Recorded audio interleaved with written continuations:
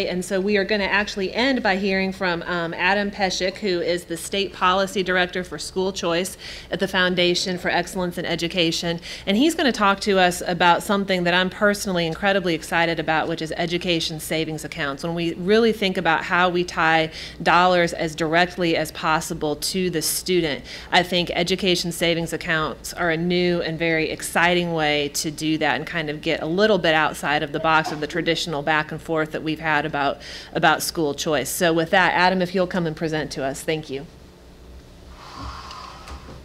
Sure. Okay. And since I'm batting cleanup, there's a few cartoons and videos in here to entertain you.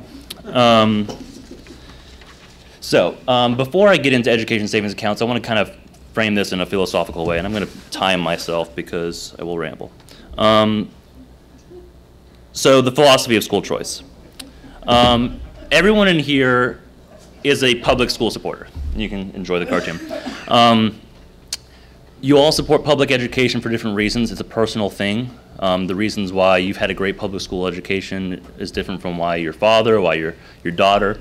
And we all support public education, and as legislators, you support it probably because you want to make sure that the next generation has enough wherewithal and the abilities to lead the state and the country through the challenges of the future. But when we think about public education, we should think about two distinct things.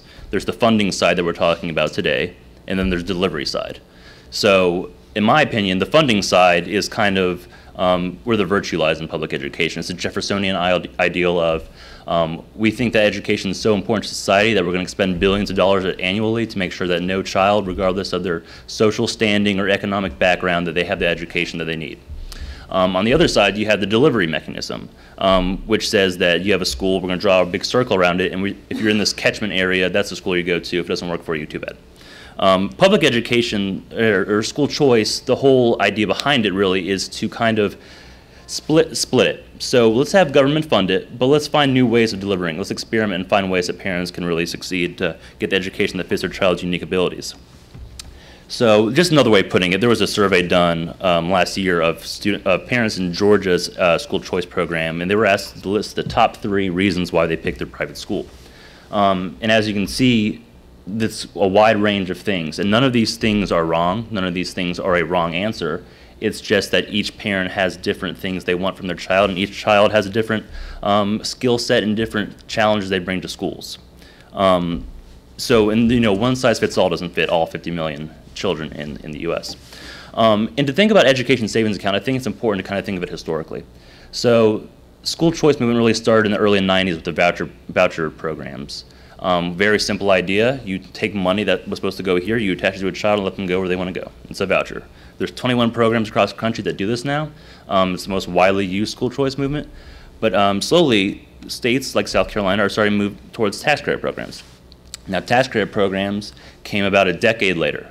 The idea is very simple. It's not necessarily innovation on how you deliver education, it's an innovation on how you fund it. So let's let individuals and businesses get a tax credit for donating to a scholarship organization that can give scholarships to eligible students, and in return they get a tax credit.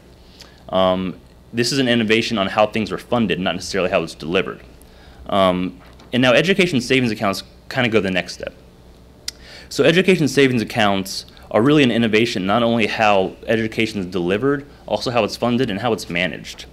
So in an education savings account, basically, they empower parents with a pot of money that's put into an education savings account. And they can use not just for one purpose, as John said, it's not school A, school B, it's school A, school B, and school C. A parent can get, let's say they get $10,000, they can spend $6,000 of that at a private school. They can spend $2,000 of that if they have a student with disabilities. Maybe they need heavy physical therapy or speech therapy, behavioral therapy, whatever it is. So that's $2,000 there, that's $8,000. Maybe they want to spend $1,000 on a tutor. Maybe they have a student who's visually impaired and they have trouble reading. They can spend $1,000 to get tutored by a specialist who specializes in teaching students with visual impairments. And then they have an extra $1,000 left over. They can let that roll over to the next year. They can put that into a college prepaid account so that they can start planning for their child's future. And for the first time, it really allows parents to kind of create a customized education system for their child. And it's hard to think about this conceptually, so I'm going to play this video, which will hopefully be able to show you how it works in practice.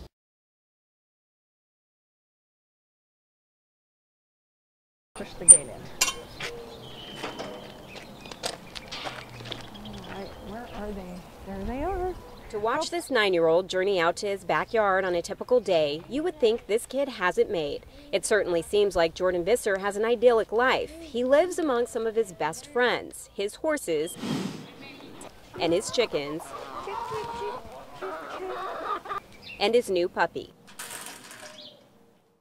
Because he's so happy and well-adjusted, sometimes it's hard to tell that Jordan overcomes challenges with every waking moment. He has cerebral palsy, which affects his physical strength, balance, and motor skills. He's also visually impaired and suffers from dyslexia.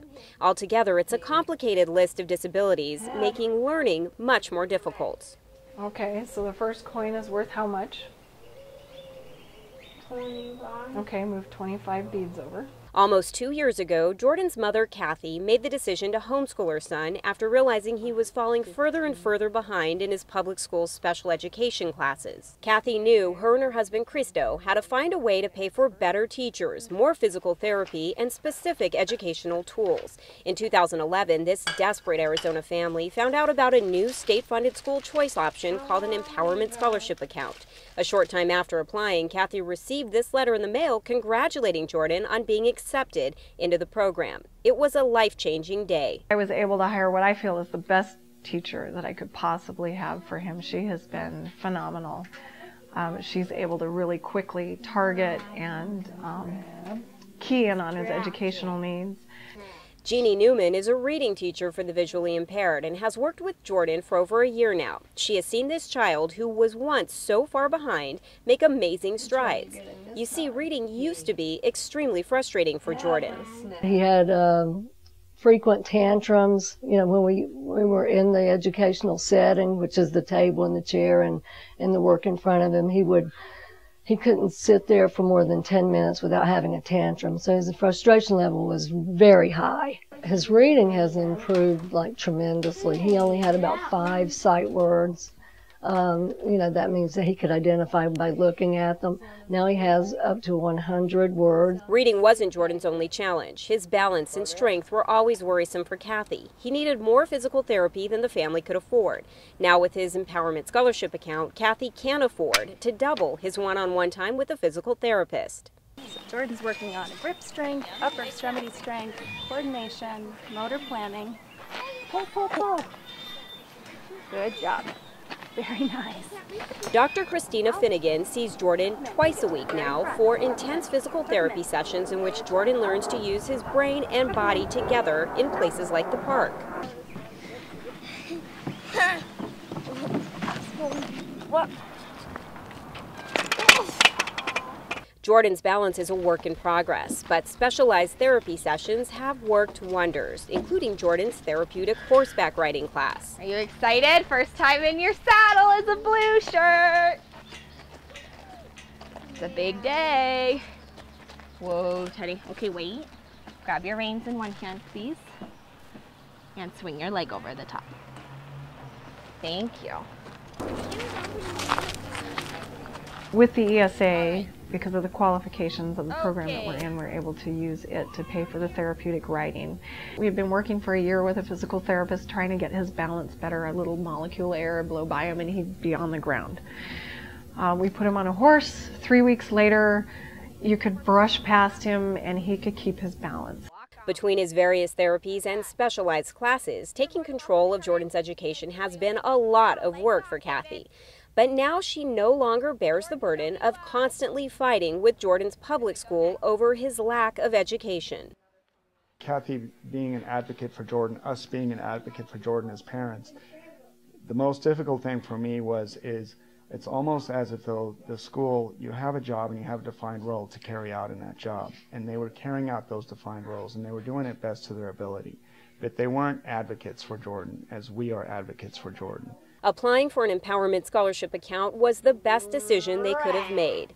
And it's impossible to hide their gratitude toward the program which so drastically changed their son Jordan's journey. We've seen significant changes and strides in his personality, in his behavior, in his speech language.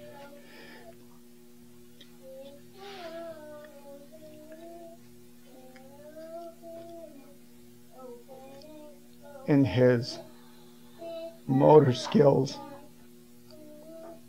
and ability to play.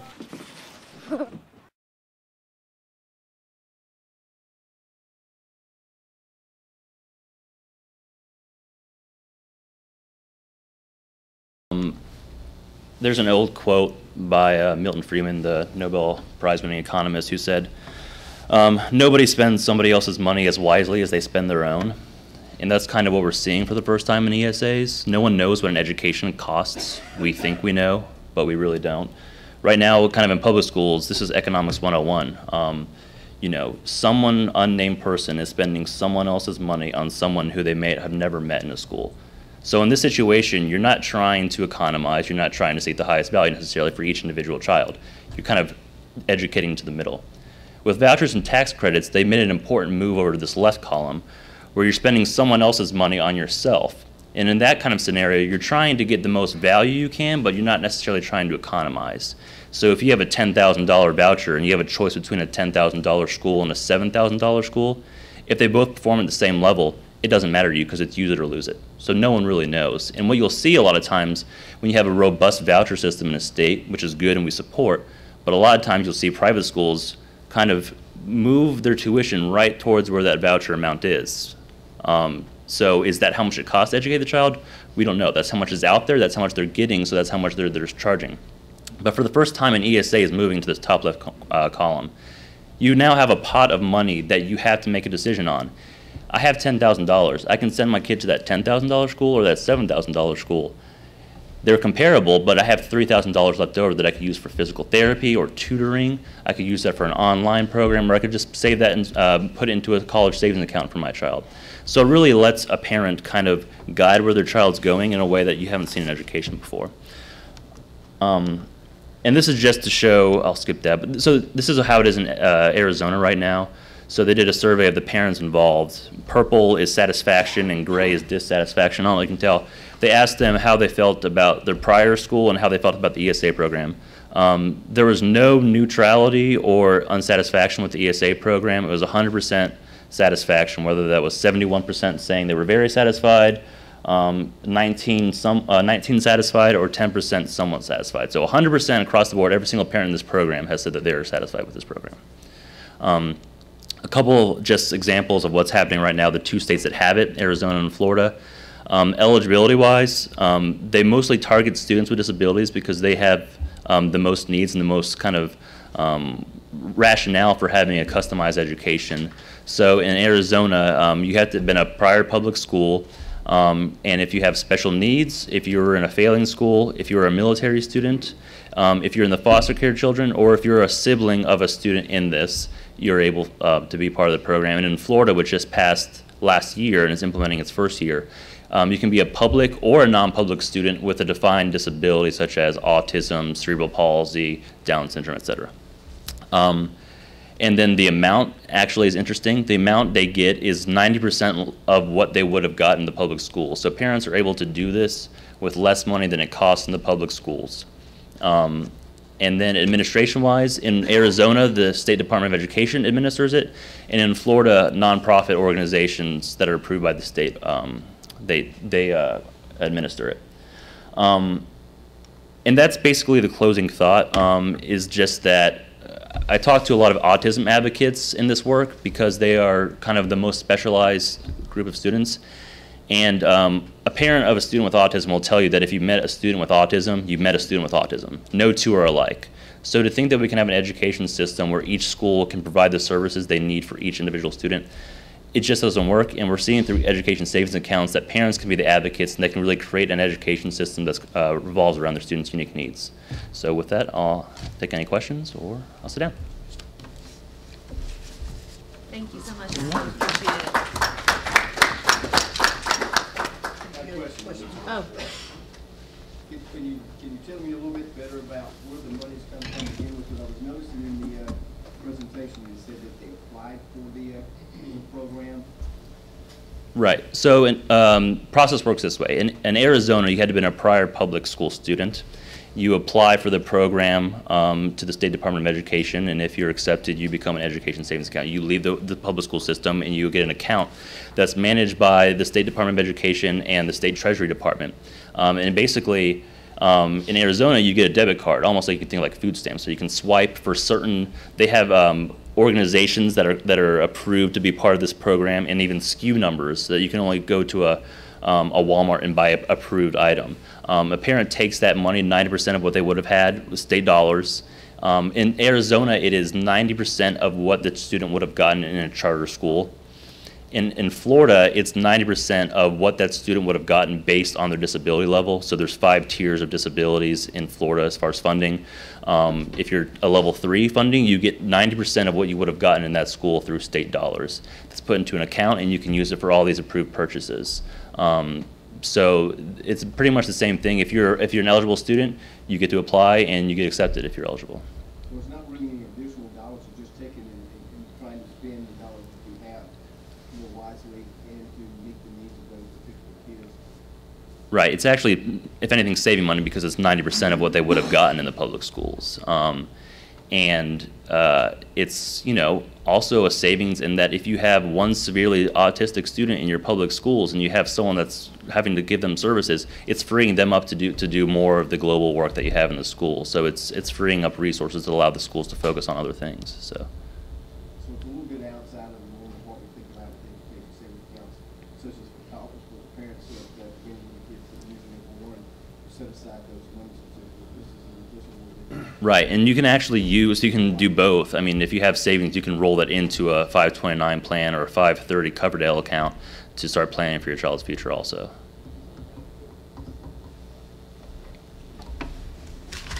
Anything else? Is it like per capita, per student? I mean, how do they base how much each person gets? Or allocated? So in Florida, each student has an IEP, and because of their student's individual education plan, they have a matrix of services that the school says they get. There's 5 levels, level 1, 2, 3, 4, and 5, and whatever you are is that the funding you would draw down. So if you're a level 3 student and you're getting $10,000 per student, this would give you 90% of that through state dollars. In Arizona, it's different. So in Arizona, there's students that don't have disabilities, so they would just get whatever was per pupil in the school they were at before. But it's a per student allocation, so you're not getting a statewide average or anything like that. Okay, anyone else? Excellent, great, thank you very much, Adam. Well, we've heard a lot of really cool aspirational ideas of what we see working in other parts of the country, and so we thought we would end today maybe talking just a little bit about where we are as a state. We have 3 folks who need no introduction to this group. Dr. Orrin Smith, who works with, obviously, us at Palmetto Policy Forum, Mary Carmichael with the Public Charter School District Association, sorry, I always say that wrong, and